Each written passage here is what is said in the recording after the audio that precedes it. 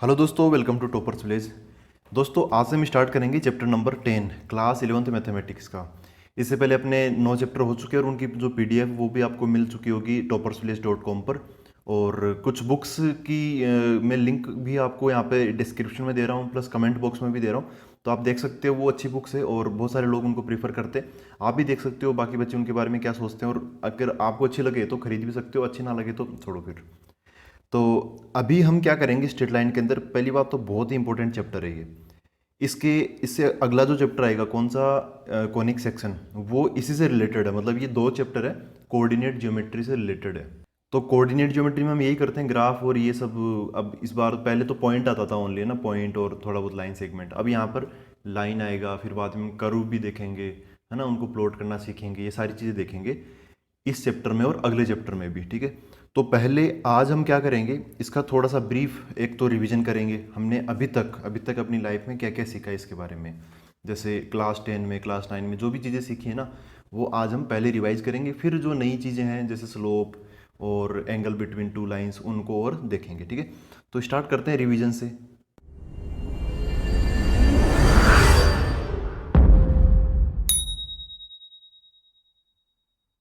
तो दोस्तों अब रिवीजन में कोऑर्डिनेट ज्योमेट्री है, सब कुछ कोऑर्डिनेट ज्योमेट्री के अंदर आता है। मैं एक पॉइंट पी ले लेता हूँ, जो जहाँ पर कहीं भी आपको पॉइंट पी दिखाए तो समझ जाना क्या है, x1 कोमा y1 है। एक पॉइंट q ले लेता हूँ, मतलब x2 कोमा y2। अब सबसे पहले रिवीजन करते हैं डिस्टेंस फॉर्मूला का, ये होता क्या है। बस फॉर्मूला आपको ध्यान में रखना है, अप्लाई करना तो जानते हैं, ये बहुत आसान है ना। और इसकी डेरिवेशन में जाएंगे नहीं, किसी की भी डेरिवेशन में नहीं जाएंगे, जो रिवीजन वाले हम कर रहे हैं उसमें। तो P पॉइंट यहाँ पर है, Q पॉइंट यहाँ पर, हमें ये डिस्टेंस फॉर्मूला तो मैं ना ये डिस्टेंस निकालनी, ये डिस्टेंस इनके बीच में कितनी दूरी है, इसको मैं D बोल देता हूँ। तो आप D बोलो या फिर PQ बोलो, बात एक ही है। होता फॉर्मूला क्या होता है, वो मेन चीज़ है। फॉर्मूला ये होता है, देखो यहाँ पे आएगा x2 माइनस एक्स वन का होल स्क्वायर ना, x2 माइनस x1 का होल स्क्वायर प्लस फिर y2 माइनस y1 का होल स्क्वायर। कई बार इसको ऐसे भी लिख देते हैं, वन वालों को आगे लिया हुआ, कुछ भी लिख लो, वैसे होल स्क्वायर है तो कोई फर्क पड़ता नहीं है। x2 माइनस एक्स वन का होल स्क्वायर भी सही है, y2 माइनस वाई वन का होल स्क्वायर भी सही है। और फिर रूट लग जाएगा, वो फाइनली हमें लगाना है ही। इसको ये x2 माइनस एक्स वन क्या है, x कोऑर्डिनेट्स का अंतर, डिफरेंस ऑफ x कोऑर्डिनेट्स। इसको हम ऐसे ही बोल सकते हैं, डिफरेंस ऑफ एब्सिसा, क्योंकि x कोऑर्डिनेट्स को हम एब्सिसा बोलते हैं। y कोऑर्डिनेट्स को क्या बोलते हैं हम, वो कमेंट बॉक्स में मेरे को बताना। ठीक है, जैसे x कोऑर्डिनेट को हम क्या बोलते हैं, एब्सिसा, और ऐसे ऐसे y कोऑर्डिनेट्स को हम क्या बोलते हैं। तो यहाँ पे y कोऑर्डिनेट्स का अंतर है, तो वो आप मेरे को एक बार जरूर बता देना। हम फिलहाल आगे बढ़ते हैं। अप्लाई करना बहुत आसान है, अप्लाई करना हम यहाँ पे नहीं देखेंगे। दूसरी चीज़ पर आते हैं, तो सेकेंड चीज़ है सेक्शन फॉर्मूला। अब सेक्शन फॉर्मूला जो अपने एनसीईआरटी में या फिर क्लास 10 तक आता है, वो होता है इंटरनल डिवीजन वाला। वैसे क्लास 11th में भी नहीं है एक्सटर्नल डिवीजन, एक और आता है एक्सटर्नल डिवीजन का।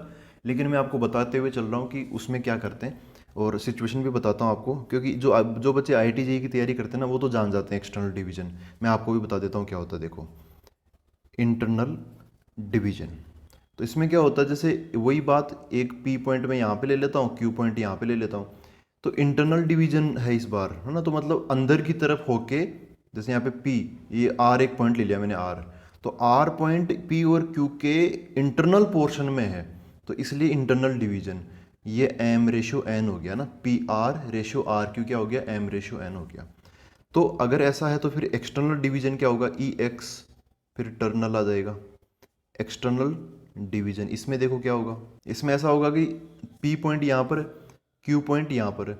तो जो R होगा, जो नया पॉइंट होगा, वो इनके बीच में नहीं होगा, वो इनके एक्सटर्नल मतलब बाहर की तरफ होगा।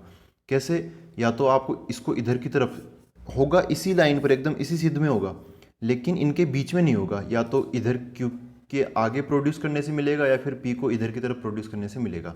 मैं PQ को इधर की तरफ बढ़ा देता हूँ, तो समझो कि यहाँ पर मेरे को R मिल गया। तो इसमें ये है, ये पी आर, मतलब आर नया पॉइंट कौन, आर है। तो आर से लेके पी तक की डिस्टेंस और आर से लेके क्यू तक की डिस्टेंस, ये है एम रेशो एन। ठीक है, मतलब P R ratio Q R, ये है एम रेशो एन। इसमें वही था, P R ratio R Q, M ratio N. तो बात ये है, अब पी और क्यू की अगर कोऑर्डिनेट्स अगर हमें पता हो, तब आर के कोऑर्डिनेट्स कैसे निकालेंगे, ये रेशो भी अगर हमें पता हो तो वहाँ पे काम आता है सेक्शन फॉर्मूला। तो मैं दोनों ही बता देता हूँ, इंटरनल का भी एक्सटर्नल का भी, दोनों फॉर्मूले हम लिख लेते हैं। तो दोस्तों अब इंटरनल डिवीजन के लिए मेरे को आर के कोऑर्डिनेट्स चाहिए। आर जो है वो पी क्यू को इंटरनली डिवाइड कर रहा है इंटरनल डिवीजन में, और किस रेशियो में, एम रेशियो एन में। तो ये भी आपको सबको पता ही है कि इसमें हम क्रॉस मल्टीप्लाई करते हैं। जैसे पी, जो पी की तरफ कौन है, एम है ना, तो एम पी वाले कोऑर्डिनेट से मल्टीप्लाई नहीं होगा, एम होगा क्यू वाले कोऑर्डिनेट से मल्टीप्लाई। ऐसे ही एन जो कि क्यू की तरफ है तो वो पी वालों से मल्टीप्लाई होगा, क्रॉस मल्टीप्लाई है ना, जो जिसके पास में उससे मल्टीप्लाई नहीं करते। इसकी डेरिवेशन में जाएंगे नहीं, ये कुछ सिमिलरिटी से हम इसको प्रूव करते हैं तो उसमें नहीं जाएंगे, ठीक है। पहले इंटरनल का फॉर्मूला लिखते हैं। तो इंटरनल डिवीजन के लिए मैं ऐसा कर लेता हूँ, यहाँ पर एक ब्रैकेट बना लेता हूँ। यहाँ पे एक्चुअली इंटरनल डिवीजन में हम करते क्या है, जो इंटरनल डिवाइड करता है ना पॉइंट पी, उसके कोऑर्डिनेट्स निकालते हैं, क्वेश्चन ये होता है। तो यहाँ पे उसका एक्स कोऑर्डिनेट आएगा, फिर कोमा यहाँ पर उसका वाई कोऑर्डिनेट आएगा, और ऐसे दोनों कोऑर्डिनेट्स हमें पता चल जाएंगे। ऐसे इसमें भी होगा X coordinate comma Y coordinate. अब समझो यहाँ पे आर का हमें एक्स कोऑर्डिनेट चाहिए, यहाँ पर क्या आएगा, तो एक्स, आर के एक्स कोऑर्डिनेट निकालने के लिए, आर के एक्स कोऑर्डिनेट निकालने के लिए पी और क्यू के भी एक्स कोऑर्डिनेट ही काम आएंगे, ठीक है। तो यहाँ पर एक्स कोऑर्डिनेट्स लिखेंगे और यहाँ पे वाई कोऑर्डिनेट देखो। अब इधर क्या लिखेंगे, वो मैंने बोला क्रॉस मल्टीप्लाई करके, तो एम होगा क्यू वालों से मल्टीप्लाई, तो एम, अभी हम एक्स कोऑर्डिनेट निकाल रहे हैं तो एम को हम x2 से मल्टीप्लाई करेंगे, फिर एन होगा पी वालों से मल्टीप्लाई, तो एन को हम पी वाले मतलब x1 से मल्टीप्लाई करेंगे, बीच में प्लस लगा देंगे, ये हो जाएगा M x2 plus N x1 है ना उल्टा, और यहाँ पे नीचे की तरफ सम ऑफ रेशियोज आ जाएगा, मतलब m प्लस एन आ जाएगा दोनों को जोड़ के। ऐसे इधर भी m प्लस एन आ जाएगा। अच्छा ये क्या है, y कोऑर्डिनेट वाली जगह है, तो y कोऑर्डिनेट y आ जाएगा x की जगह, तो ये बन जाएगा m y2 plus N y1, ठीक है। अब एक्सटर्नल डिवीजन में इस सिचुएशन में, ये इस सिचुएशन में अगर इसमें आपको r की वैल्यू निकालनी है तो बहुत बड़ा चेंज नहीं करना है कि ये अजीब सा बन जाएगा, नहीं। इसमें क्या करते हैं, यहाँ पे जहाँ जहाँ पे आपको प्लस दिख रहा है ना, जो दिख रहा है वहीं पे माइनस लगा देना। जैसे बीच में प्लस प्लस है और यहाँ पर भी प्लस प्लस है, तो चार जगह यहाँ पे यहाँ पे यहाँ पे यहाँ पे इन सब की जगह माइनस लगा दो। क्या बन जाएगा, M x2 minus N x1 upon M minus N, और इधर क्या बन जाएगा, M y2 minus N y1 divide by M minus N बन जाएगा, ठीक है। तो आई होप ये आपको क्लियर है, ये तो पता ही था, ये भी इस बार ये भी आपको पता चल गया, ठीक है। तो अब देखो सेक्शन फॉर्मूला ना, तो सेक्शन फॉर्मूला का एक केस है, बहुत आसान केस है, वो क्या है, मिड पॉइंट फॉर्मूला। तो मिड पॉइंट फॉर्मूला में देखो क्या होता है, बड़ा ही आसान है कि यहाँ पर एक पॉइंट है, यहाँ पर एक पॉइंट है, ये P है, ये Q है, इस बार जो R है वो एकदम बीचों बीच है, मिड पॉइंट पर है एकदम, मतलब अच्छा मिड पॉइंट पर है तो ये डिस्टेंस है, ये डिस्टेंस, दोनों तरफ की डिस्टेंस बराबर होगी, तो ये रेशियो क्या हो जाएगा, 1:1 हो जाएगा। जैसे अगर ये 10 है तो वो भी 10 है, तो रेशियो कट के कितना बन जाएगा, 1:1 बन जाएगा। अब इसमें देखो क्या करेंगे, तो यहाँ पर अगर अब देखो ये इंटरनली डिवाइड कर रहा ना, तो इंटरनली डिवाइड कर रहा तो हम इसकी हेल्प ले सकते हैं ना, इसकी यहाँ पर मतलब प्लस इसी की लेंगे ऑब्वियसली। जो m रेशियो n हुआ करता था उसकी जगह आ गया 1:1, तो r के कोऑर्डिनेट्स क्या बन जाएंगे, यहाँ पर m और n की जगह 1 और 1 डाल दो, तो ये बन जाएगा x1 plus x2/2 coma y1 plus y2/2, ठीक है। x कोऑर्डिनेट्स को ऐड करके डिवाइड बाई 2 कर दो तो x कोऑर्डिनेट आ जाएगा, y कोऑर्डिनेट्स को ऐड करके डिवाइड बाई 2 कर दो तो y कोऑर्डिनेट आ जाएगा, ठीक है। तो ये छोटी सी चीज़ थी। अब हम अगले टॉपिक पर आते हैं रिवीजन के, वो है इन एरिया से रिलेटेड। तो दोस्तों एरिया के लिए मैंने एक ट्राइंगल बना लिया है पी क्यू आर, पी और क्यू के कोऑर्डिनेट्स तो वही x1 y1 x2 y2, जो आर है उसके कोऑर्डिनेट्स हो गए x3 y3, ये मैंने ले लिए। तो हमें इस ट्राइंगल का एरिया चाहिए, मतलब ये कितना पोर्शन ये कवर करता है, ठीक है, 2D में। तो देखो एरिया क्या होगा यहाँ पर, एरिया इसको आप ए भी बोल सकते हो या फिर इसको आप डेल्टा भी बोल सकते हो। मेन चीज़ इसका फॉर्मूला क्या होता है, तो इसका एक तो क्लास 10 वाला फॉर्मूला होता है बड़ा ही कॉम्प्लिकेटेड सा, तो मैं अगर आपको वो याद है तो बहुत बढ़िया, याद नहीं है तो मैं एक ट्रिक भी आपको बता दूंगा, उससे भी आप कर सकते हो। देखो क्या है, सबसे पहले यहाँ पर एक हाफ तो हम लगाते हैं हाफ ऑफ, फिर यहाँ पर एक लग जाएगा मॉडुलस, ठीक है। अब इस मॉडुलस के अंदर क्या क्या होगा वो हमें लिखना है। तो देखो अगर पहले मैं 10th क्लास वाला बता रहा हूँ, आप क्या करो, 3 ब्रैकेट लिख लो, ये फर्स्ट एंड ये सेकंड ब्रैकेट एंड ये थर्ड ब्रैकेट हो गया, ठीक है। अब ब्रैकेट्स के बाहर एक्स कोऑर्डिनेट रख दो, ठीक है। कई बार वाई कोऑर्डिनेट भी रख के समझ लेते हैं, लेकिन आप क्या रख दो, एक्स कोऑर्डिनेट रख दो यहाँ पर। तो यहाँ पर मैं x1 रख देता हूँ। अब 3 ब्रैकेट है तो तीनों के एक्स कोऑर्डिनेट आ जाएंगे, यहाँ पर x2 आ जाएगा और यहाँ पर x3 आ जाएगा, और बीच में प्लस लगा ही देते हैं हम, तो यहाँ पर प्लस ये, ठीक है। अब ऐसे सोचना आसान हो गया। ब्रैकेट्स के अंदर क्या आएगा, तो इसके लिए मैं आपको एक सजेशन दे रहा हूँ कि आप है ना एक साइक्लिसिटी डिसाइड कर लो। मतलब आपको इस ट्राइंगल में ऐसे घूमना है या फिर ऐसे उल्टा, मतलब घड़ी की दिशा में घूमना है या फिर घड़ी की उल्टी दिशा में घूमना है आपको, ठीक है, मतलब क्लॉकवाइज या एंटी क्लॉकवाइज। तो मैं एंटी क्लॉकवाइज प्रीफर करके चल रहा हूँ, ज़्यादातर यही करते हैं। यहाँ पर x1 तो देखो x1 यहाँ पे आपने लिख ही लिया। अब अगर एंटी तो मतलब आपने p वाली एक चीज़ लिख ली x1। यहाँ पे ये जो पहली टर्म है ना, इसमें तीन चीज़ें आती है, तो तीनों पॉइंट्स की तीनों चीज़ें आ जाएगी कुछ ना कुछ, है ना। तो आगे की तरफ क्या आ गया, x1 आ गया, तो x1 मतलब p का काम हो गया। अब आप एंटी क्लॉकवाइज घूम रहे हो तो अब q वाली चीज़ आएगी। तो q वाली चीज़ में अब बाहर की तरफ x1 आ गया ना, तो अंदर की तरफ y कोऑर्डिनेट्स आएंगे। बाहर x कोऑर्डिनेट खड़ा है, अंदर y कोऑर्डिनेट बैठे होंगे। तो अब इसका y2 आएगा, और फिर ऐसे घूम के जा रहे हो तो फिर y3 आ जाएगा, ठीक है। तो पहले y2 आया, फिर y3 आया, मतलब एक के बाद दो, दो के बाद तीन, तीन के बाद वापस एक, फिर दो तीन, एक दो तीन, ऐसे जैसे चल रहा है साइक्लिसिटी, ठीक है। तो x1 के बाद में 2 वाली चीज़ आएगी, तो यहाँ पर क्या आ रहा है, x1 के बाद में y2 आ रहा है, और उसके y2 के बाद में क्या आ रहा है, y3 आ रहा है। अब ब्रैकेट के अंदर आपको y कोऑर्डिनेट के बारे में ही सोचना है। इसमें मैं ये ट्रिक की तरह मैं आपको बता रहा हूँ, इसके डेरिवेशन तो अपनी जगह है ही, ठीक है। इसको ये कैसे याद करना है वो मैं आपको बता रहा हूँ। तो यहाँ पर अच्छा, इनके बीच में ना माइनस लगाते हुए चलना आप, अंदर की तरफ माइनस हो रहा है, बाहर की तरफ प्लस हो रहा है। अब देखो x2 आ गया, तो x2 यहाँ पर है। अब तो यहाँ से चालू करना आप अपना सर्कल, x2 के मतलब q के बाद में r आएगा, फिर p आएगा ना पूरे। अब जो भी फॉर्मूला आप लिख रहे हो ना, पूरे टाइम आपको एंटी क्लॉकवाइज ही घूमते रहना है। अगर आपने स्टार्टिंग में एंटी क्लॉकवाइज लिखा, तो अगर स्टार्टिंग में क्लॉकवाइज लिख दिया तो फिर आगे भी फिर क्लॉकवाइज, ठीक है। तो अब देखो x2 के बाद में r आया, फिर बाद में p आया, तो r का y कोऑर्डिनेट y3, फिर p का y कोऑर्डिनेट y1, तो यहाँ पे क्या आ जाएगा y3 माइनस y1। x3 तीन के बाद वापस क्या आ जाएगा, एक आ जाएगा, फिर दो आ जाएगा, तो y1 माइनस y2, ठीक है, y1 माइनस y2। तो ऐसा ही एक ये बन गया फॉर्मूला, ठीक है। इसकी डेरिवेशन पे नहीं जाएंगे हम, तो इसको आप ऐसे याद रख सकते हो। दूसरा तरीका इसको याद रखने का देखो ऐसे है, ये जो एरिया होगा वो इसको आप ऐसे ही लिख सकते हो, हाफ ऑफ, यहाँ पे एक ऐसे लगा लो। यहाँ पर आप ना ये पॉइंट्स लिख लो, ठीक है, पॉइंट्स लिख लो। जैसे x1 y1 हो गया, फिर x2 y2 हो गया, फिर x3 y3 हो गया, और यहाँ पे x1 y1 जो आपने पहले लिखा ना, जो सबसे पहली बार लिखा, उसको एक बार दोबारा और लिख लेना, पहले वाले को लिखना आप दोबारा, एक दो तीन, फिर एक बार वापस एक। अगर आप x2 y2 से चालू करोगे तो फिर ऐसा बन जाएगा x2 y2 x3 y3 x1 y1, फिर x2 y2 को वापस लिख लेना, ठीक है ना। जो आपने पहले लिखा उसको एक बार वापस लिख लेना।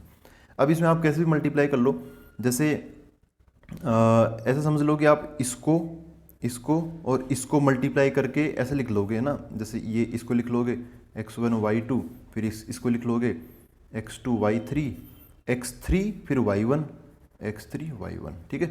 तो ऐसे मल्टीप्लाई करके तो आप प्लस लगा देना, और अब ऐसे में क्रॉस मल्टीप्लाई ऐसे और करूँगा तो आप ऐसे मल्टीप्लाई करके इनके आगे माइनस लगा देना, ठीक है।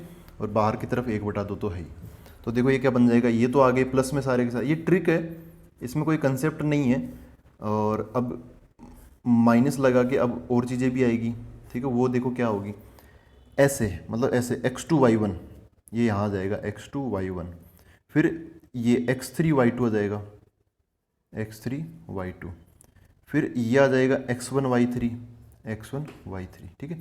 तो आप इसको और इसको देखो, इसके ब्रैकेट खोलोगे ना तो आप यही पाओगे कि यही ये दोनों सेम। तो इसको मतलब याद करने की बात है और कुछ नहीं है।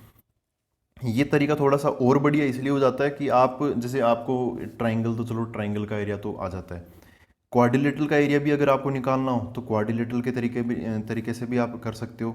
यहाँ पे एक्स क्वाड्रिलेटरल में 4 पॉइंट होते हैं, तो x1 y1 x2 y2 x3 y3, फिर x4 y4 आएगा, उसके बाद में दोबारा x1 y1 और आएगा, ठीक है। तो ऐसे 5 बार आ जाएंगे उसमें। उसमें भी ऐसे ऐसे मल्टीप्लाई करके आप प्लस में रख देना, और ऐसे मल्टीप्लाई करके माइनस में रख देना, और बाहर की तरफ हाफ लगा देना, तो उससे उसका एरिया बन जाता है, ठीक है। खैर, हम अब ये अपना रिवीजन था, अब हम क्लास 11 के जो टॉपिक्स हैं ना उन पर आते हैं। अच्छा, उससे पहले एक और चीज़ मैं आपको बता दूं, एक जैसे हमने एरिया अभी पढ़ा है ना, तो एरिया की वैल्यू कैसे निकालते वो मैं नहीं बता रहा, एग्जाम्पल में नहीं जा रहा, मतलब एक कंडीशन आती है, वो कंडीशन मैं आपको बता देता हूँ। Condition for 3 collinear points, 3 collinear point है, मतलब ऐसे ऐसे लाइन में, ये ए है, ये पी क्यू आर ले लो, पी यहाँ पर क्यू ले लो, और यहाँ पर आर ले लो, ठीक है। तीनों एक लाइन में है, तो जैसे अगर तीनों कोलिनियर नहीं होते, कोलिनियर मतलब एक लाइन में होना, अगर तीनों एक लाइन में नहीं होते तो समझो कि Q इधर उधर कहीं ना कहीं होता, या फिर R ऊपर नीचे होता, या फिर P इस लाइन पे नहीं होता, ऊपर नीचे होता कहीं ना कहीं। तो जैसे ही ऊपर नीचे होता तो एरिया ऐसा ट्राइंगल बन जाता, और ट्राइंगल का एरिया क्या होता है, जीरो नहीं होता है ना। ट्राइंगल का एरिया जीरो नहीं होता, ऑब्वियसली कुछ ना कुछ एरिया तो होगा। लेकिन जैसे समझो कि ये जो P है ना, P को हमने ऊपर से धक्का मारा, तो क्या होगा कि ओ ये P नीचे आएगा, फिर थोड़ा P और नीचे आएगा, है ना। तो धीरे धीरे इस ट्राइंगल का एरिया कम होता चला जाएगा। जैसे ये P उठकर इस लाइन पर आ जाएगा तो Q फिर P और R ये तीनों पॉइंट कोलिनियर हो जाएंगे। तो अगर आप इसको ऐसे पिचका दोगे तो इसका एरिया क्या बन जाएगा, जीरो बन जाएगा। तो कोलिनियर पॉइंट्स की कंडीशन क्या होती है, इनसे बनने वाले ट्राइंगल का एरिया, एरिया ऑफ ये ए आर है, area of triangle P Q R, इसकी वैल्यू क्या होती है, जीरो। तो अगर आपको ये प्रूव करना है कि तीन पॉइंट्स कोलिनियर है तो आप ये कर देना, उनका आप ऐसे एरिया निकालना, अगर एरिया जीरो आ गया तो समझ जाना कि वो क्या हो जाएंगे, कोलिनियर हो जाएंगे, ठीक है। तो अब स्टार्ट करते हैं क्लास 11 का मैटर।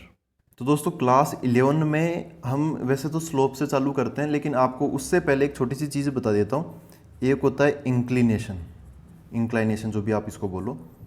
तो देखो इंक्लिनेशन में क्या होता है, इंक्लिनेशन कुछ नहीं होता है, एक एंगल होता है। क्या होता है कि एंगल, जिसको मैं थीटा मानते हुए चल रहा हूँ, ठीक है। तो अभी समझो कि ये क्या होता है, अब हम जो भी चीज़ें पढ़ेंगे वो एक लाइन के रेस्पेक्ट में पढ़ेंगे, ठीक है। जैसे समझो कि एक ऐसे लाइन है, ये अपना एक्स एक्सिस हो गया, ये वाई एक्सिस हो गया, ठीक। तो अब यहाँ पे ना ये जो लाइन है ये क्या है, एक लाइन है। लाइन भी बोले तो कैसी लाइन है, ये स्ट्रेट लाइन है। स्ट्रेट की स्पेलिंग तो मैंने स्टार्टिंग में लिखी है, मैं बस शॉर्ट फॉर्म में लिख रहा हूँ, ST लाइन, मतलब स्ट्रेट लाइन, सीधी लाइन एकदम। तो ये एक्स कोऑर्डिनेट से भी मिलती है, वाई कोऑर्डिनेट से भी मिलती है। तो ऐसे बहुत सारे एंगल बना लेती है ये लाइन, ये एंगल ये एंगल ये एंगल ना, बहुत सारे एंगल बनाती है।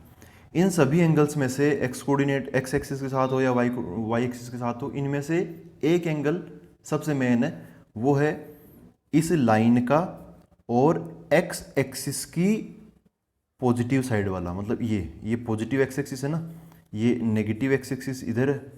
तो पॉजिटिव एक्स एक्सिस की साइड वाला ये, और ये अपनी जो लाइन है वो ऊपर की तरफ। अच्छा इसमें भी कैसे, एंटी क्लॉकवाइज घूमना, घड़ी की उल्टी दिशा में घूमना, यहाँ से चालू करना और घड़ी की उल्टी दिशा में घूमते रहना, कब तक, जब तक हम इस लाइन के पास नहीं पहुँच जाएं।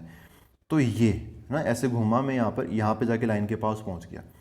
तो ये जो एंगल है इसको बोलते हैं हम inclination of the straight line, ठीक है, inclination of the straight line. तो इसकी मैं डेफिनेशन में आपको बता देता हूँ। इसकी डेफिनेशन क्या होती है, angle measured between positive x axis and straight line in anti clockwise direction, ठीक है। इन एंटी क्लॉकवाइज डायरेक्शन मतलब घड़ी की उल्टी दिशा में ही मेजर करना है। तो ये वाला एंगल ही मैटर करेगा, आप ये वाला एंगल या इधर वाला या वाई एक्सिस के साथ में वो सब मैटर नहीं करेंगे, बस आपको ये ध्यान रखना है। ये होता है इंक्लिनेशन। यहाँ पे मेन चीज़ें मैं आपको बता दूँ क्या क्या मेन चीज़ें हैं। एक तो ये है कि पॉजिटिव एक्स एक्सिस के साथ, और एक ये मेन चीज़ है कि एंटी क्लॉकवाइज डायरेक्शन में आपको चलना है, ठीक है। अगर आप ऐसे ऐसे चलोगे इसके डेफिनेशन के अकॉर्डिंग तो आपको थीटा बड़ा आसानी से मिल जाएगा। तो ये तो है थीटा की बात, ठीक है। जस्ट थीटा को हम क्या बोलते हैं, इंक्लिनेशन। अब इसके बाद में अगली चीज़ आती है स्लोप, ठीक है। तो स्लोप को देखते हैं, स्लोप क्या होता है। तो स्लोप को और में जैसे अगर हम देसी भाषा में बोले तो स्लोप क्या होता है, ढाल होता है, मतलब ढलान कितनी है। जैसे समझो कि आप पहाड़ पे चढ़ते हो तो आप बोलते हो ना कि स्लोप बहुत ज़्यादा है, ठीक है, स्टीप माउंटेन है। या फिर आप एकदम सीधी रोड पे जा रहे हो तो सीधी रोड तो एकदम सीधी होती है, ना तो ऊपर ना नीचे, तो उसमें स्लोप जीरो होती है। अगर आप पहाड़ पे चढ़ रहे हो तो बहुत ज़्यादा स्लोप हो गई पॉजिटिव में। अगर आप पहाड़ से उतर रहे हो ना, ढलान है, तो नेगेटिव स्लोप है ना। तो इनके लिए भी अपने पास में सारा प्रावधान है। तो देखो स्लोप क्या होता है, एक तो मैं नॉर्मल स्लोप एक नंबर होता है। तो स्लोप को हम जनरली है ना हमेशा हम एम से रिप्रेजेंट करेंगे। एम मतलब स्लोप एक नंबर होता है, और वो नंबर कैसे निकालते हैं, टेन थीटा से, ठीक है। टेन थीटा, यहाँ पर ये थीटा क्या है, थीटा वही चीज़ है जो हम अभी ऊपर से हमने समझा था ना, थीटा वही चीज़ है, इंक्लिनेशन। यहाँ पर पर्टिकुलरली ये वाला एंगल निकालो और उसका 10 ले लो। जैसे मान लो कि यहाँ पर ये 45 डिग्री है तो स्लोप कितनी हो जाएगी, 10 45 डिग्री मतलब 1। अगर 30 डिग्री है तो टेन 30 डिग्री मतलब 1/√3। तो ऐसे ये एक स्लोप एक नंबर होता है। और अब इसमें थोड़ी सी और मैं आपको और अच्छे से समझाता हूँ, तो मैं अलग अलग केस लेके बताता हूँ, ठीक है। तो देखो मैं एक बार वो केस लिख लेता हूँ। तो ऐसे मैंने 5 केस बना लिए। अब इनको ना देखो कैसे कैसे हो सकता है। ये सारे X coordinate, X axis Y axis तो मैंने बना लिए। लाइन को इसमें मैं इस अपनी वाली लाइन को यहाँ पे ऐसे रख देता हूँ, और इसमें थोड़ी सी अब ना जैसे पहले ऐसे रखूँगा, फिर ऐसे करूँगा, फिर थोड़ा घुमाऊँगा, फिर घुमा के ऐसा कर दूँगा, फिर लाइन को थोड़ा सा ऐसे मोड़ के बता दूँगा कि मतलब सारे केस क्या क्या बन सकते हैं, लाइन कैसे कैसे हो तब क्या क्या बन सकता है, ठीक है। और सबको मैं ओरिजिन से ही गुजार रहा हूँ ना। इस पॉइंट को हम क्या बोलते हैं, ओरिजिन, जहाँ पे X coordinate, X axis Y axis दोनों मिलते हैं। और अब लाइन को मैं थोड़ा सा ऐसे एकदम वर्टिकल बना दिया। अब लाइन को थोड़ा और घुमा दिया मैंने, और फिर लाइन को वापस मैंने ऐसे फ्लैट कर दिया, ठीक है। तो यहाँ पर ये एक्स एक्सिस इधर है, लाइन भी इधर जा रही है, तो यहाँ पे थीटा की वैल्यू क्या हो गई, 0 डिग्री हो गई, ठीक है। थीटा मतलब क्या, थीटा वो वाला ये वाला एंगल ही लेके चल रहा हूँ मैं थीटा, ठीक है। तो थीटा 0 डिग्री मान लेते हैं, ठीक। इसमें इसमें थीटा क्या होगा, यहाँ पे थोड़ा सा ऊपर उठेगा ये लाइन, तो थीटा जो भी होगा, थीटा क्या होगा, ऑब्वियसली एक एक्यूट एंगल होगा, मतलब 90 डिग्री से छोटा न्यून कोण हिंदी में बोले तो। और यहाँ पर जैसे ये लाइन एकदम ऐसे हो गई, तो यहाँ पर इस बार बताओ ये एंगल कितना हो जाएगा, तो ये थीटा क्या हो गया, 90 डिग्री हो गया। एक्स एक्सिस अपना हॉरिजॉन्टल, ये वर्टिकल लाइन वाई एक्सिस, तो ये क्या हो गया, 90 डिग्री हो गया, एकदम खड़ी लाइन हो गई वर्टिकल। अब ये जो थीटा है, अब थोड़ा सा और बढ़ गया ये थीटा। हमेशा आपको एंटी क्लॉकवाइज ही घूमना है, यहाँ पे मैंने एंटी क्लॉकवाइज को अंडरलाइन किया है। तो ऐसे नहीं कि आप इधर नीचे की तरफ इधर आ जाओ क्लॉकवाइज, नहीं, एंटी क्लॉकवाइज। और इसमें ये लाइन समझो कि ये पूरी घूमकर यहाँ तक पहुँच गई, तो इसमें थीटा कितना हो गया, 180 डिग्री हो गया। अच्छा, इसमें क्या था, थीटा ये 90 डिग्री से ज़्यादा है लेकिन 180 से कम है, तो ये इसको मैं ऑब्ट्यूस ही बोलूँगा, ठीक है, ऑब्ट्यूस एंगल, ऐसा हो गया। अब इनमें ना, इनमें स्लोप देखते हैं कि स्लोप क्या है। तो इसमें एम की वैल्यू, इसमें एम की वैल्यू, इसमें एम की वैल्यू, सब में एम की वैल्यू निकाल के देखते हैं कि कब क्या केस हो तो कैसा एम आता है। इससे सीधा समझने में तो आसानी होगी।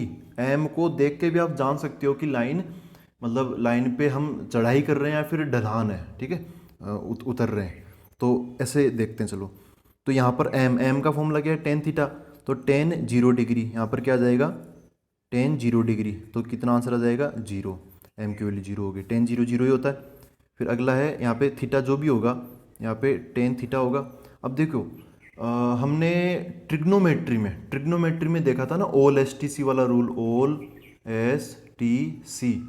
तो इसमें क्या होता है, पहला फर्स्ट क्वाड्रेंट के अगर एंगल हो, मतलब एक्यूट एंगल्स हो, तो सब के सब पॉजिटिव होते हैं। सेकेंड क्वाड्रेंट के एंगल मतलब 90 डिग्री से ज़्यादा और 180 से कम, तो उसमें साइन और कोसेक वो दोनों पॉजिटिव होते हैं, ठीक है। तो यहाँ पर ये एक्यूट एंगल है, तो ये टेन थीटा की वैल्यू क्या होगी, पॉजिटिव होगी, क्योंकि फर्स्ट क्वाड्रेंट में अभी फिलहाल ये। तो ये क्या आएगा, इसका आंसर क्या आएगा, पॉजिटिव आएगा। अच्छा, अब 90 डिग्री पर आते हैं। तो टेन 90 डिग्री, तो एम की वैल्यू क्या होगी, इन्फानाइट होगी, ठीक है। मैं एम बराबर नहीं लिख रहा, एम टेंडिंग टू इन्फानाइट ऐसे लिख रहा हूँ। अब यहाँ पर आते हैं ऑब्ट्यूस। तो यहाँ पे टेन थीटा, टेन और ये थीटा, थीटा क्या है, थीटा देखो इस बार ऑब्ट्यूस एंगल है, तो मतलब 90 डिग्री से ज़्यादा है, तो इसका आंसर क्या आएगा, नेगेटिव आंसर आएगा इसका, ठीक है। और लास्ट में क्या हो गया, टेन 180 डिग्री। तो टेन 180 बोलो या फिर टेन 0 डिग्री बोलो, इसका आंसर 0 ही आएगा। तो ऐसा हो गया। तो अब इसको थोड़ा सा और समझो। आपको हमेशा ऐसा समझो, लेफ्ट से राइट जाना है, ना कि राइट से लेफ्ट, ठीक है। आपको एक ही डायरेक्शन में चलना है। अगर आपको चढ़ाई का सामना करना पड़ रहा है, ठीक है, आपको अगर जोर आ रहा है, तो समझ लेना स्लोप क्या है, पॉजिटिव है। अगर आप ढलान, मतलब आपको उतरने में जोर नहीं आ रहा, ठीक है, सीधे सीधे उतर रहे हो, या फिर समझो कि आप साइकिल चला रहे हो और साइकिल अपने आप चल रही है, तो समझ जाना उसका स्लोप क्या है, नेगेटिव है और ढलान है। हमेशा आपको लेफ्ट से राइट की तरफ जाते हुए सोचना है। जैसे यहाँ पर ये एकदम फ्लैट रोड है, तो इसकी स्लोप 0, और ये भी एकदम फ्लैट है, तो ये 0। फिर इधर की तरफ देखो, यहाँ से लेफ्ट से राइट की तरफ जाओगे तो आप धीरे धीरे इसके ऊपर चल रहे हो ऐसे। अब कोई बच्चे बोलेंगे कि हम उल्टा भी तो आ सकते हैं, तो उल्टा मत सोचो ना, यहाँ पर उल्टा मत सोचना, आप राइट से लेफ्ट आने की मत सोचो। हमेशा एक्स कोऑर्डिनेट बढ़ना चाहिए, मतलब लेफ्ट, अब एक्स कोऑर्डिनेट क्या है, हॉरिजॉन्टल लाइन, तो आप लेफ्ट से राइट में जाने की सोचो हमेशा। तो इस पे जब आप इधर से इधर जाने की सोचोगे, तो इस लाइन के अकॉर्डिंग आप ऊपर चढ़ोगे, तो स्लोप पॉजिटिव। ये तो एकदम खड़ी लाइन है, तो समझो कि एकदम वर्टिकल पहाड़ है, तो उस पर आप कैसे चढ़ोगे, बहुत जोर आएगा, तो एम टेंडिंग टू इन्फानेट हो गया। ठीक है। और यहाँ पर अब ऐसे लाइन है तो आप लेफ्ट से राइट में जाओगे तो नीचे गिरोगे ना, तो एम की वैल्यू क्या होगी, नेगेटिव हो गई। यहाँ पर ये वापस हॉरिजॉन्टल है तो इसकी स्लोप क्या हो गई, 0 डिग्री होगी। तो आई होप आपको ये क्लियर हो रहा है कि हम कैसे कैसे इसको मतलब डेली लाइफ से कनेक्ट कर सकते हैं स्लोप को। बहुत इंपॉर्टेंट चीज़ है स्लोप। तो दोस्तों अभी तो स्लोप हमने ऐसे समझ ली कि जब हमें एंगल पता हो तब स्लोप कैसे निकाले, कैसे निकाले, टेन थीटा, उस एंगल का आप टेन ले लो। लेकिन अब एक ऐसा केस भी आ सकता है हमेशा एंगल मिले, ये जरूरी नहीं है ना। तो अब अगला केस देखते हैं स्लोप का। अगला केस वो है when 2 points on a line are given. ठीक है, एक लाइन है और उसके ऊपर आपको 2 पॉइंट दे रखे हैं। जैसे समझो कि ये लाइन है, इसके ऊपर एक पॉइंट तो ये P समझ लो और यहाँ पर ये Q पॉइंट समझ लो। ठीक है, तो ये 2 पॉइंट आपको मिल गए। अब बताना है कि अब बताओ इस लाइन की स्लोप क्या है। तो एक चीज़, तो एक और चीज़ मैं आपको क्लियर कर दूं, लाइन छोटी हो या बड़ी, लाइन एकदम सीधी होती है तो स्लोप आप इतने से पोर्शन की निकालो या फिर बहुत आगे जाके निकालो, लाइन एकदम सीधी होती है, उसकी स्लोप हमेशा सेम होती है। बाद में हम देखेंगे पैराबोला, इलिप्स, हाइपरबोला, सर्कल, तो उनमें क्या होता है कि वो एकदम कर्व होते हैं, वो एकदम स्ट्रेट नहीं होते, वो मुड़ते रहते हैं, मुड़ते रहते हैं, हर कदम पे मुड़ते रहते हैं वो। तो उनमें क्या होता है, हर कदम पे स्लोप भी चेंज होती रहती है। यहाँ पर ऐसा नहीं है, स्ट्रेट लाइन है, स्लोप छोटे से पोर्शन के लिए हो या फिर बहुत बड़े पोर्शन के लिए स्लोप हमेशा सेम होती है। देखो P वही पॉइंट अपना x1 कोमा y1 और Q पॉइंट क्या है x2 कोमा y2। तो अब देखो थोड़ा सा यहाँ पर ना, देखो यहाँ पर स्लोप तो वैसे ये होती है ना, स्लोप क्या होती है m equal to tan theta, लेकिन थीटा पता नहीं है हमें, हमें क्या पता है, ये दोनों पॉइंट्स के कोऑर्डिनेट्स पता है। तो मैं एक काम करता हूँ, ये जो एक्स एक्सिस है ना, इसके पैरेलल में यहाँ पर ऐसे लाइन बना लेता हूँ, डॉटेड लाइन, इसके पैरेलल ना, ये दोनों पैरेलल है। और क्यू से भी मैं एक वाई एक्सिस के पैरेलल एक लाइन बना लेता हूँ ऐसे। ठीक है, एक्स एक्सिस और वाई एक्सिस परपेंडिकुलर है तो अपने ये यहाँ पर भी एक 90 डिग्री बन जाएगा। इस पॉइंट को आर बोल देता हूँ।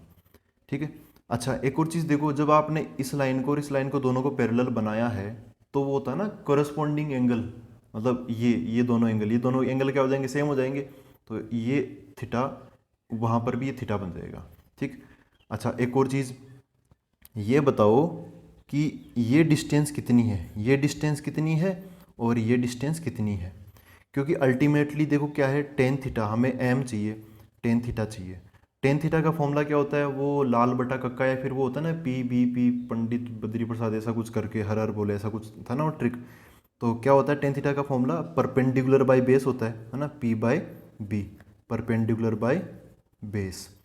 तो इस ट्राइंगल में परपेंडिकुलर मतलब थीटा के सामने वाली साइड मतलब QR, इसकी लेंथ चाहिए बेस। बेस क्या होता है, देखो ये तो है हाइपोटेन्यूज और थीटा के जो टच में है ये क्या है, बेस है, मतलब कौन, P से लेके R तक, ये PR, ये क्या है, बेस है। तो QR की लेंथ बता दो, PR की लेंथ बता दो, तो M का फॉर्मूला भी बन जाएगा यहाँ पर, और वो याद भी रखना है हमें। आज के लेक्चर में आपको ये 2 फॉर्मूले याद करते हुए चलने हैं, और भी आएंगे लेकिन स्लोप के ये 2 फॉर्मूले हैं। अच्छा देखो ये क्या है, हमें ये QR चाहिए। तो देखो Q, अब ये क्या है, ऐसा है समझो कि ये Q की हाइट पूरी, उसमें से R की हाइट अगर मैं माइनस कर दूँ तो ये QR की हाइट ही बचेगी। तो कैसे, हाइट मतलब y कोऑर्डिनेट, तो Q का y कोऑर्डिनेट y2 है और R का y कोऑर्डिनेट क्या है पता नहीं। तो इसको ऐसे समझो, आप यहाँ पर ये हाइट निकालो या फिर इनको इधर की तरफ ऐसे ज्वाइन करके ये हाइट निकाल लो, दोनों सेम ही है, ये निकालो या फिर ये निकालो, बात बराबर ही है। अब ये कैसे निकालोगे, ये Q का y कोऑर्डिनेट क्या है y2, P का y कोऑर्डिनेट क्या है y1, तो इन दोनों का अंतर, इनके बीच की हाइट बता देगा, मतलब y2 माइनस y1, तो ये क्या हो गया, y2 माइनस y1 हो गया। तो ये QR की लेंथ क्या होगी, y2 minus y1 divide by PR। P, ये P यहाँ पर, P की छाया यहाँ पे डाल लो, Q की छाया यहाँ पर डाल लो। अब R तो छोड़ो, ये है ना, ये वाला पॉइंट क्या होगा, तो आप देखोगे ये इसका ऊपर की तरफ है ना, इससे और ऊपर जाओगे तो x2 कोमा y2 मिलेगा। तो ये वाला पॉइंट क्या हो जाएगा, x2 कोमा 0। ऐसे P x1 y1 है तो ये पॉइंट हो जाएगा x1 कोमा 0। इसका x कोऑर्डिनेट x1 है, इसका x कोऑर्डिनेट x2 है। आपको बस ये लेंथ चाहिए, तो ये पूरा x2 है, ये इतना सा x1 है, तो बीच वाला कैसे निकालोगे, x2 माइनस x1 करोगे तो ये आपको मिल जाएगा। तो क्या हो गया यहाँ पे, x2 माइनस x1 हो गया। ठीक है, this is x2 minus x1। तो ये फॉर्मूला और आपको याद रखना, m equal to y2 minus y1 upon x2 minus x1, ठीक है। ये भी एक स्लोप का फॉर्मूला है। तो स्लोप के दो फॉर्मूले हो गए, एक तो ये m equal to tan theta और एक ये m equal to y2 minus y1 upon x2 minus x1। दोनों की अलग अलग जगह अलग अलग इंपॉर्टेंस है। जब आपको इंक्लिनेशन पता हो तो ये लगा देना, जब आपको दो पॉइंट्स पता हो तब ऊपर क्या आएगा, y कोऑर्डिनेट्स का अंतर y2 माइनस y1 और नीचे x कोऑर्डिनेट्स का अंतर x2 माइनस x1, ठीक है। तो दोनों फॉर्मूले आपको याद होने चाहिए, दोनों ही इक्वली इंपॉर्टेंट है। दोस्तों अब अपना अगला टॉपिक है एंगल बिटवीन टू लाइंस। दो लाइंस के बीच में एंगल कैसे निकाले। तो समझो कि एक लाइन तो ये है और एक लाइन ये है, ठीक है। तो हमें इन दोनों के बीच का एंगल पता करना है, मतलब समझो कि ये थीटा पता करना है। ये थीटा होगा तो ये भी क्या हो जाएगा, थीटा हो जाएगा। अगर आपको ये एंगल निकालना है तो 180 माइनस थीटा ये एंगल हो जाएगा, ठीक है। तो दोनों ही एंगल सही है। एक पेयर अगर एक्यूट एंगल्स का है तो दूसरा पेयर ऑब्ट्यूस एंगल्स का हो जाएगा। जैसे ये एक्यूट एंगल तो फिर इधर वाला ऑब्ट्यूस एंगल का हो जाएगा। कोई सा भी एंगल हम बता सकते हैं इस टॉपिक के बाद में। तो इसमें हम किसकी मदद लेंगे, देखो समझो कि यहाँ पर हमें अब कुछ इन्फॉर्मेशन तो इन लाइंस के बारे में दी जाएगी ना। तो समझो कि हमें इसकी स्लोप पता है और इसकी स्लोप पता है। इसकी स्लोप को मैं m1 बोल देता हूँ, इसकी स्लोप को मैं m2 बोल देता हूँ, ठीक है। अब कैसे कैसे हम ये बीच वाला थीटा निकाल सकते हैं। अब कुछ इन्फॉर्मेशन में हमें ये मिली है, इनके स्लोप्स m1 और m2। अब ये मैं मान लेता हूँ कि यहाँ ये जो पहली लाइन, ये दूसरी लाइन है, ये एंगल बना रही है अल्फा 2 और ये जो पहली लाइन है वो एंगल बना रही है अल्फा 1। किसके साथ में, हमें स्लोप से कनेक्ट करना, तो ऑब्वियसली मैं एक्स एक्सिस की पॉजिटिव साइड के साथ में ये एंगल अज्यूम कर रहा हूँ अल्फा 2 और अल्फा 1। अब एक वो होता है ना कुछ एक्सटीरियर एंगल वाला, एक्सटीरियर एंगल का कुछ आपको याद है 10th क्लास में 9th क्लास में आता है एक्सटीरियर एंगल के बारे में। ये ट्राइंगल समझो कि ये पॉइंट P है, ये पॉइंट Q है और ये पॉइंट R है। तो ट्राइंगल PQR ऐसी ऐसी सिचुएशन है, यहाँ पे P है, यहाँ पर Q है और यहाँ पर R है। तो यहाँ वाला जो अल्फा 2 एंगल है ना, वो एक्सटीरियर एंगल है, दिख रहा है आपको। यहाँ पर मैं ये PQR और ये साइड काट के मैंने यहाँ पर ऐसे पर्टिकुलरली बस यही ढांचा यहाँ पे बनाया है। तो अल्फा 2 की वैल्यू क्या होगी, दिस प्लस दिस, यही एक्सटीरियर एंगल की प्रॉपर्टी होती है। मतलब थीटा यहाँ पे कौन है, थीटा, और अल्फा 1 को जोड़ोगे ना तो आपको क्या मिल जाएगा, बाहर वाला एंगल अल्फा 2। मतलब alpha 2 equal to alpha 1 plus theta, ठीक है। हमें क्या चाहिए, थीटा चाहिए। तो थीटा चाहिए तो यहाँ से थीटा निकालते हैं। तो थीटा को तो मैं कल लिख लेता हूँ अलग, थीटा अलग आ गया। इस अल्फा 1 को उसके पास भेज देता हूँ अल्फा 2 के पास, तो क्या बन जाएगा अल्फा 2 माइनस अल्फा 1, ठीक है। अब क्योंकि हमें एंगल्स नहीं पता है, एंगल्स तो हमने माने हैं, हमें पता क्या है m1 और m2, तो अपना आंसर m1 m2 की टर्म्स में आना चाहिए, वही हमें गिवन है। तो m1 m2 की वैल्यू क्या होगी, देखो जो m2 है, m2 अब यहाँ पे स्लोप है ना ये m वगैरह, तो स्लोप वाला फॉर्मूला क्या होता है, एंगल, क्योंकि एंगल हमें पता है m equal to tan theta. यहाँ पे जो भी थीटा हो उसका 10 ले लो, जो भी एंगल हो उसका। तो m2 चाहिए, तो यहाँ पे ये लाइन है, इसका एंगल यहाँ पे क्या बन रहा है अल्फा 2, तो इसका 10 ले लो। तो m2 बराबर क्या हो जाएगा 10 अल्फा 2। ऐसे यहाँ पर क्या है m1 है, तो इसका एंगल क्या है अल्फा 1 है, तो इसका 10 ले लो। तो m1 बराबर क्या हो जाएगा 10 अल्फा 1, ठीक है। तो यहाँ पर अब अल्फा 2 अल्फा 1 तो हमें मतलब एज ए सिंपली मिल गए। यहाँ पर 10 लगेगा तब m1 m2 आएगा, तो हमें क्या लेना पड़ेगा, इसका 10 ले लेते हैं दोनों तरफ, ठीक है। तो ये क्या बन जाएगा टेन थीटा बराबर, इधर क्या बन जाएगा 10 अल्फा 2 माइनस अल्फा 1, ठीक है। मतलब दोनों तरफ मैंने 10 अप्लाई कर दिया। क्यों कर दिया, क्योंकि 10 अल्फा 1 आएगा तभी तो मैं m1 लिखूंगा, और m1 ही हमें क्वेश्चन में पता होगा। अब क्या होगा, देखो ये 10 थीटा हो गया। क्या आपको 10a माइनस बी का फॉर्मूला पता है, 10a माइनस बी का फॉर्मूला क्या होता है, वही हम यहाँ पर अप्लाई करेंगे। तो यहाँ पर 10 अल्फा 2 माइनस 10 अल्फा 1 क्या हो जाएगा, वो फॉर्मूला मैं सीधा यहीं पे बता रहा हूँ क्योंकि नॉर्मल ये बड़ा आसान फॉर्मूला है, ट्रिग्नोमेट्री का, ये क्लास 11th में आया था वो। तो 10 अल्फा 2 माइनस 10 अल्फा 1 ऊपर ऐसा बन जाएगा, ऊपर माइनस आ गया तो नीचे की तरफ प्लस आ जाएगा, तो 1 प्लस 10 अल्फा 2 इंटू 10 अल्फा 1 ये बन जाएगा। तो ये फॉर्मूला बना इसका। अब देखो यहाँ पर ये 10 थीटा है तो यहाँ पे 10 थीटा आ गया इक्वल टू 10 अल्फा 2 क्या चीज़ है, 10 अल्फा 2 हमें m2, तो यहाँ पर है m2 आ जाएगा, माइनस 10 अल्फा 1 क्या है m1, तो यहाँ पर m1 आ जाएगा। नीचे की तरफ 1 प्लस इसकी जगह वही m2 m1, इसकी जगह m1 आ गया, ठीक है। तो दोस्तों ये एक फॉर्मूला बना, हमें चाहिए क्या, हमें चाहिए एंगल बिटवीन टू लाइंस जो कि थीटा, हमें थीटा चाहिए।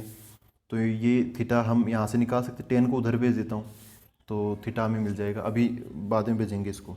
अच्छा एक और चीज़ देखो, यहाँ पर मैंने जिक्र कर रहा था कि ये एक्यूट एंगल है, हम ऑब्ट्यूस भी निकाल सकते हैं। तो एक चीज़ तो आप समझ ही रहे हो कि अगर थीटा एक्यूट है मतलब 90 डिग्री से छोटा है तो फिर टेन थीटा की वैल्यू क्या आएगी, पॉजिटिव आएगी। अगर थीटा ऑब्ट्यूस है मतलब 90 डिग्री से ज़्यादा तो सेकंड क्वाड्रेंट में, सेकंड क्वाड्रेंट में टेन क्या होता है, नेगेटिव होता है। तो टेन थीटा क्या हो जाएगा, यहाँ पे नेगेटिव आ जाएगा। ठीक है, एक्यूट और ऑब्ट्यूस का टेन पे फर्क पड़ता है। तो अब देखो अगर यहाँ पर आपको ये एक्यूट एंगल निकाल रहे हो, ठीक है, एक्यूट एंगल आप अगर निकाल रहे हो तो इसकी वैल्यू क्या बन जाएगी, पॉजिटिव बन जाएगी अगर थीटा एक्यूट एंगल हो तो। अगर इसका आंसर नेगेटिव आया तो टेन थीटा बराबर नेगेटिव, इसका मतलब समझ आना। देखो दोबारा लिख देता हूँ यहाँ पे, थीटा अगर आप इसको सोल्व कर रहे हो टेन थीटा की वैल्यू, इसको सोल्व करने पर मान लो प्लस का आंसर आया तो थीटा समझ जाना कि कौन सा एंगल आपने निकाल लिया, एक्यूट एंगल आपने निकाल लिया। अगर इसको सोल्व कर रहे हो तो माइनस में आंसर आया तो टेन थीटा बराबर माइनस में नेगेटिव, इसका मतलब थीटा कैसा है, ऑब्ट्यूस है। ठीक है, जनरली हम क्या करेंगे, हम ऐसे प्रिफर करेंगे टेन थीटा बराबर यहाँ पे जो कुछ भी M two minus M one upon one plus M one M two, यही है ना फॉर्मूला, ये वाला, यही मैंने यहाँ पे लिखा है। हम इसका मोड ले लेंगे। अच्छा मोड ले लेंगे तो इसका आंसर हमेशा क्या आएगा, पॉजिटिव ही आएगा, मॉडुलस ले लिया हमने, पॉजिटिव ही आंसर आएगा। तो टेन थीटा बराबर पॉजिटिव आंसर आ रहा है, इसका मतलब हम थीटा कौन सा निकालने की कोशिश कर रहे हैं जानबूझकर, मोड हमने जानबूझकर ही तो लिया है, तो हम थीटा कौन सा निकाल लेंगे ऐसे करने से, एक्यूट वाला। ठीक है, एक्यूट। अब अगर थीटा आ गया, थीटा एक्यूट आ गया, अगर आपको अब ऑब्ट्यूस वाला एंगल निकालना है तो वो तो बहुत आसान है, ये थीटा एक्यूट वाला है, आपको चाहिए इधर वाला एंगल, तो 180 में से माइनस कर दो तो ऑब्ट्यूस वाला एंगल क्या हो जाएगा, 180 माइनस थीटा हो जाएगा। तो ये तो नॉर्मल सी चीज़ है, इसको हम कर सकते हैं अब आगे। अब आगे के और जो छोटे मोटे टॉपिक्स है वो भी देख लेते हैं। तो दोस्तों सबसे पहले देखते हैं कंडीशन ऑफ पैरेललिज्म या फिर पैरेलल लाइंस की क्या कंडीशन होती है, तो और फिर बाद में देखेंगे कंडीशन ऑफ परपेंडिकुलरिटी। समझो कि दो लाइन से ऐसे, अब इसी के पैरेलल एक और लाइन बना ली मैंने ऐसे, ठीक है, इसकी स्लोप m1 है, इसकी स्लोप m2 है, इनके बीच में क्या कंडीशन होगी ये हमें बताना है, इनके बीच में क्या संबंध है। ऐसे परपेंडिकुलर लाइंस मतलब एक लाइन समझ लो कि ऐसे है और तो दूसरी लाइन इसके परपेंडिकुलर होगी तो ऐसे होगी। अब इनकी स्लोप्स में क्या कंडीशन होगी वो मैं यहाँ पर बताना, ये दोनों लाइंस परपेंडिकुलर है। तो जब भी दो लाइंस पैरेलल हो तो इसको आप तीन नज़रियों से देख सकते हो, जैसे एक रोड यहाँ पर है, एक रोड यहाँ पर है, तो अगर आप इस रोड के ऊपर गाड़ी चला रहे हो तो जितना जोर इसमें आएगा उतना ही जोर इसमें भी आएगा, भले ही ऊपर नीचे हो, लेकिन स्लोप सेम है। तो यहाँ पर जब भी दो पैरेलल लाइंस होती है तो इनकी स्लोप क्या होती है, सेम होती है, m1 इक्वल टू m2। ठीक है, तो ये तो नॉर्मल सी बात हुई। दूसरी चीज़, जितना जैसे आप दो पैरेलल लाइंस है, एक्स एक्सिस ऐसे आएगा तो ये वाला अगर एंगल अल्फा 1 है तो ये एंगल अल्फा 2 हो जाएगा, तो अल्फा 1 अल्फा 2 बराबर होगा क्योंकि दोनों पैरेलल लाइन से तो होता ना करस्पॉन्डिंग एंगल्स बराबर, तो अल्फा 1 बराबर अल्फा 2 होगा। अल्फा तो m1 क्या हो जाएगा, टेन अल्फा 1, m2 क्या हो जाएगा, टेन अल्फा 2, तो वो दोनों भी बराबर हो जाएंगे, तो वहाँ से स्लोप भी बराबर हो जाएगी। ये दूसरा नज़रिया हो गया। तीसरा क्या है, जैसे इसमें देखो आपने दो लाइंस के बीच में एंगल निकालने का ये फॉर्मूला अपनाया है ना, ये मोड वाला। तो दो लाइंस अगर पैरेलल है, ऐसे पैरेलल लाइंस है, तो इनके बीच में या तो एंगल आप 0 डिग्री बोलोगे या फिर एंगल आप 180 डिग्री बोलोगे, है ना। ये लाइन वैसे तो कहीं मिलेगी नहीं, लेकिन फिर भी पैरेलल लाइंस है तो या तो एंगल 0 डिग्री होगा या फिर 180 डिग्री होगा। तो यहाँ पे थीटा की जगह या तो आप जीरो रखोगे या फिर 180 डिग्री रखोगे। तो दोनों ही केस में टेन 0 हो या टेन 180 डिग्री हो, आंसर 0 आएगा, तो दिस इज इक्वल टू 0। तो नीचे वाला जो नंबर है वो तो क्रॉस मल्टीप्लाई होकर ख़त्म हो जाएगा, फिर बचेगा m2 माइनस m1 बराबर 0, m1 उधर चला जाएगा तो m2 बराबर m1 आ जाएगा। तो कैसे भी कर लो, दो पैरेलल लाइंस की स्लोप्स हमेशा बराबर होती है, ये याद रखना। अब यहाँ पर क्या है, next condition of perpendicular lines. तो परपेंडिकुलर लाइंस में और भी किसी तरीके से सोचा जा सकता है। सबसे आसान क्या है, आप यहाँ पे परपेंडिकुलर लाइन से तो यहाँ पे जो थीटा होगा वो क्या होगा, 90 डिग्री होगा। तो इसकी स्लोप m1, इसकी स्लोप m2, बीच का एंगल हमें पता है। और इधर हमने अभी टॉपिक पढ़ा है angle between two lines theta, तो इसको मैं 90 डिग्री के बराबर रख दूंगा यहाँ पर ही। तो क्या है फॉर्मूला, क्या होता है, टेन थीटा बराबर m2 minus m1 upon 1 plus m1 m2। यहाँ पर थीटा की जगह क्या रख दो आप, 90 डिग्री रख दो। तो ये क्या बन जाएगा, क्योंकि एंगल है ना ये थीटा, दोनों लाइंस के बीच का एंगल होता है ten 90 degree, m2 minus m1 upon 1 plus m1 m2। Ten 90 degree क्या होता है, इन्फानेट होता है। और इन्फानेट को वैसे तो बराबर वगैरह नहीं लगा सकते, लेकिन मैं समझाने के लिए बता रहा हूँ और कुछ नहीं है। इन्फानेट को आप 1/0 लिख सकते हो, समथिंग अपॉन जीरो, यही क्या होता है, इन्फानेट होता है। तो एक्चुअली क्या हो रहा है कि जैसे यहाँ पे ये जो साइड है ना इधर, इस पर अभी बाद में आएंगे, इसकी वैल्यू क्या बन रही है, इन्फानेट बन रही है। 1090 देख लो, इन्फानेट देख लो, या समथिंग अपॉन जीरो देख लो, मैं 1/0 लेके चल रहा हूँ। तो इनकी वैल्यू इन्फानेट आ रही है, तो इसका मतलब इसकी वैल्यू भी क्या होगी, इन्फानेट होगी। इसकी वैल्यू इन्फानेट क्या होगी, इसको और आसानी से समझो। तो अगर मैं दोनों तरफ उल्टा कर दूं तो इन 1/0 का उल्टा जीरो हो जाएगा, मतलब इन्फानेट का उल्टा जीरो हो जाएगा। तो इधर भी ये उल्टा बन जाएगा। एक तो ये तरीका है, या फिर दूसरा तरीका, भाई something upon zero equal to m2 minus m1 upon 1 plus m1 m2 है। तो नीचे की तरफ जीरो बन रहा ना, इसका मतलब ये जो नीचे वाला पोर्शन है ये क्या बन रहा होगा, जीरो बन रहा होगा, तभी तो इसका आंसर इन्फानेट आएगा, है ना। तो किसी भी तरीके से देख लो, या फिर आप क्रॉस मल्टीप्लाई करके देख सकते हो, इसको इससे मल्टीप्लाई कर दो 1 से, और जीरो को उससे मल्टीप्लाई कर दो, तो कुल मिला के यही आएगा 1 plus m1 m2 equal to zero. तो यहाँ पर अगर हम m1 m2 के प्रोडक्ट की वैल्यू निकालें m1 m2, तो ये उधर चला जाएगा -1। तो ये आपको याद रखना, ये कंडीशन ऑफ परपेंडिकुलरिटी है। जब लाइंस परपेंडिकुलर हो तब m1 m2 इक्वल टू -1, दोनों की स्लोप्स का प्रोडक्ट -1 आएगा। और जब लाइंस पैरेलल हो तब दोनों की स्लोप्स सेम होगी, ठीक है। अब आज की थ्योरी का एक लास्ट और छोटा सा टॉपिक है, वो है पैरेलल सॉरी कोलिनियर पॉइंट्स का। अभी कोलिनियर पॉइंट्स हमने पहले भी देखा था, यहाँ पर भी एक और कंडीशन यहाँ पर बनती है। तो कंडीशन फॉर 3 कोलिनियर पॉइंट्स, देखो ये ए पॉइंट ले लो, ये बी पॉइंट ले लो, और यहाँ पर सी पॉइंट ले, तीनों पॉइंट कोलिनियर है, मतलब एक ही लाइन में है। तो एक कंडीशन तो क्या थी, एक कंडीशन हम ऑलरेडी पढ़ के आए हैं, यहाँ पर जो एरिया बनेगा इस ट्राइंगल का ए बी सी का, ये एरिया क्या बनेगा, जीरो बनेगा, ये पहली कंडीशन है। दूसरी कंडीशन, क्योंकि ये कंडीशन लगाना थोड़ा सा टफ होता है, मतलब लेंथी हो जाता है कई बार, इससे बढ़िया है कि आप दूसरी वाली कंडीशन लगा दो कोलिनियर पॉइंट्स के लिए। तो दूसरी वाली कंडीशन में क्या होता है, जैसे ये कोलिनियर मतलब एक ही लाइन में होना, तो एक ही लाइन में, मैंने एक और चीज़ बताया था कि जब भी एक लाइन होती है, एक स्ट्रेट लाइन होती है, सीधी लाइन होती है, तो उसमें आप स्लोप इतनी सी जगह पे स्लोप निकालो, या फिर इतनी इस जगह पे स्लोप निकालो, या फिर पूरी लाइन का स्लोप निकालो, जो स्लोप होती है वो through out the line same होती है, ठीक है। मतलब स्ट्रेट लाइन में स्लोप नहीं बदलती है, कर्व वगैरह हो, कोई ऐसे मुड़ते हुए चल रहा है तब स्लोप चेंज हो सकती है, लेकिन स्ट्रेट लाइन में हमेशा स्लोप सेम रहती है, भले आप छोटे से पोर्शन के लिए निकालो या फिर बहुत बड़े पोर्शन के लिए निकालो। तो यहाँ पर आप ए और बी, देखो दो पॉइंट है, ये पॉइंट दे दिया जाएगा आपको, है ना, x2 माइनस सॉरी वो क्या बोलते हैं x1 y1, ये x2 y2, ये x3 y3, और प्रूव करने के लिए या फिर कुछ पता करने के लिए बोला जाएगा कि ये कोलिनियर है, तो ये पता करो या फिर प्रूव करो। तो आपको क्या करना है, आपको ये करना है, ए बी की स्लोप निकालना है एम ए बी, फिर आप बी सी की स्लोप निकालना एम बी सी। अगर दोनों स्लोप्स सेम आ गई तो समझ लेना कोलिनियर पॉइंट्स है ना। इसकी स्लोप और इसकी स्लोप एक ही लाइन में, तो स्लोप बराबर ही तो होगी। या फिर ऐसे भी कर सकते हो, पूरे की स्लोप निकाल लो, ए और सी डायरेक्ट एम ए सी, ठीक है।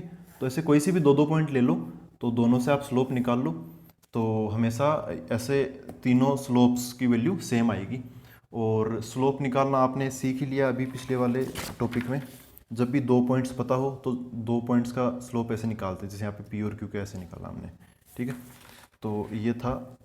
अब ये आज हमने ओनली थ्योरी की है, जो क्वेश्चंस है वो अगले वीडियो में करेंगे, और एक्सरसाइज के क्वेश्चन ही करेंगे। और तब तक के लिए मैं आपको एक क्वेश्चन दे सकता हूँ कि एक क्वेश्चन आप ज़रूर सोल्व करना। एक m1 है, उसकी वैल्यू है 1/2, m2 उसकी वैल्यू है 1/3, ठीक है। ऐसा समझो कि ऐसे दो लाइन से ऐसे और ऐसे, इसकी जो स्लोप है वो m1 समझ लो, और इसकी स्लोप m2 समझ लो। आपको बताना है इनके बीच में एंगल क्या होगा, है ना, फाइंड एंगल बिटवीन देम, ठीक है। पहले मैं सोचा मैं ही बता दूं, लेकिन बड़ा ही आसान है, तो आप खुद एक बार आंसर सोल्व करके बता देना। तो फाइंड एंगल बिटवीन देम क्या करना है, हिंट बता देता हूँ। इसमें ये जो फॉर्मूला हमने अभी तैयार किया था ये अप्लाई करना है। m2 की जगह ये रख देना, m1 की जगह भी ये उठा के यहाँ पे रख देना, बताना इसकी कितनी वैल्यू आती है। ठीक है, तो अब मिलते हैं अगले वीडियो में। Thank you very much.